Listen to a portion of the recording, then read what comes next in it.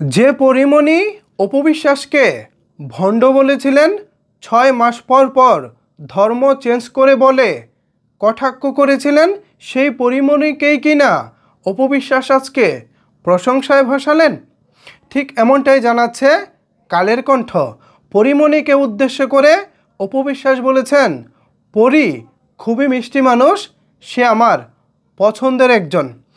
ঠিক এই শিরোনামে আজকে একটি নিউজ করেছে কালের কণ্ঠ।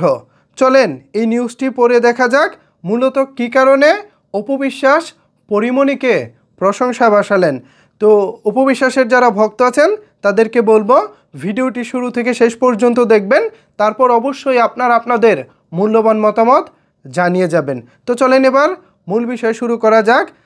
এখানে একটি লাইক দিয়েছেন তো? আচ্ছা ঠিক আছে, লাইক দিয়ে থাকলে তো চলেন এবার মূল খবরটা পড়া যাক। মূল খবরে বলা হচ্ছে, একটা সময় পরিমণির সঙ্গে বেশ ভালো বন্ধুত্ব ছিল অপবিশ্বাসের। বুবলির সঙ্গে দ্বন্দ্বের সময় পরীর পাশে দাঁড়িয়েছিলেন এই নায়িকা। পরীকে প্রকাশ্যে বোন বলে সম্বোধন করেছিলেন অপু। শুধু তাই নয়, পরীর সন্তানের জন্মদিনেও দামি উপহার পাঠিয়েছিলেন অপবিশ্বাস। কিন্তু সম্প্রতি তাদের মধ্যে দূরত্ব তৈরি হয়েছে বলে গুঞ্জন ছড়িয়ে পড়ে। এই গুঞ্জনের সূত্রপাত সেপ্টেম্বরে কুষ্টিয়ায় বিএনপির এক অনুষ্ঠানে অপবিশ্বাসের উপস্থিতি ও বক্তব্য ঘিরে। কারণ এর আগে তিনি আওয়ামী লীগের রাজনীতির সঙ্গে সম্পৃক্ত ছিলেন এবং দুবার দলটির মনোনয়ন চেয়েছিলেন তিনি। সেই অপু হঠাৎ করে বিএনপির অনুষ্ঠানে যোগ দেওয়ায় সামাজিক যোগাযোগ মাধ্যমে ব্যাপক বিতর্ক ছড়িয়ে পড়ে। পরিমণি তখন খোলাখুলি অপবিশ্বাসকে সমালোচনা করে বলেন, একজন পোল্ট্রিবাজ ও সুবিধাবাদী। পরীর এমন বক্তব্যের পর অনেকেই ধরে নিয়েছিলেন তাদের সম্পর্ক এখন আর আগের মতো নেই।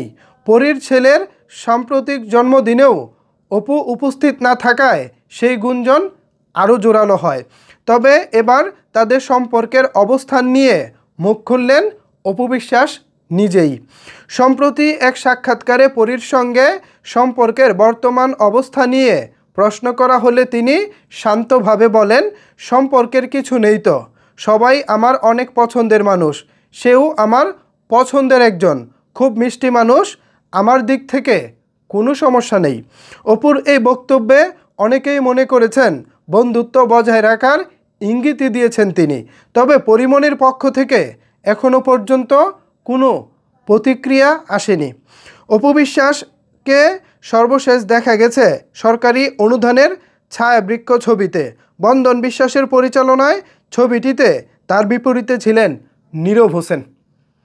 প্রথমে অপবিশ্বাসকে বলবো, দারুণ দারুণ দারুণ। অপবিশ্বাসের মন মানসিকতার ব্যাপক পরিবর্তন হয়েছে, বোঝাই যায়। হিংসার বদলে হিংসা নয়, হিংসার বিপরীতে ভালোবাসা দিয়ে অপবিশ্বাস বুঝিয়ে দিলেন কেন তিনি সেরা, কেন তিনি সময়ের চাইতে এগিয়ে। সত্যি অপবিশ্বাসের আজকের এই সাক্ষাৎকার পরে আমার খুবই ভালো লাগলো। অপবিশ্বাসের ভক্ত যারা আছেন, অপবিশ্বাসের শুভাকাঙ্ক্ষী যারা আছেন, এবার আপনাদের মতামত জানতে চাই।